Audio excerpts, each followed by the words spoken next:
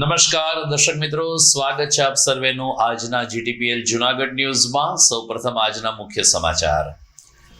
Gujarat police drugs સામે અભિયાન નહીં પરંતુ જંગ લડી રહી છે। 2025માં પોલીસે કરેલી કામગીરી બદલ પીઠ થાબડતા નાયબ મુખ્યમંત્રી હર્ષ સંઘવી।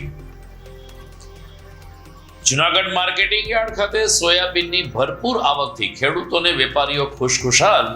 યાર્ડની તમામ પ્રક્રિયા પારદર્શક હોય ખેડૂતોનો વિશ્વાસ વધ્યો છે। બગદાણામાં કોળી યુવાન ઉપર થયેલ હુમલામાં સમસ્ત કોળી સમાજમાં ઉગ્ર પડકાર। આરોપીને પકડીને તાત્કાલિક સજા કરવા કોળી સમાજની માંગ। મોટા મગરમચ્છને પોલીસ બચાવતી હોવાનો કર્યો આક્ષેપ। અને શિયાળાની વહેલી સવારે નીરો પીવા ઉમટી પડતા નગરજનો। આરોગ્ય માટે નીરાનું સેવન શ્રેષ્ઠ હોવાનું જણાવતા વેપારી। આ તમામ સમાચાર આપણે વિગતવાર જોઈએ તે પહેલા લઈએ એક બ્રેક।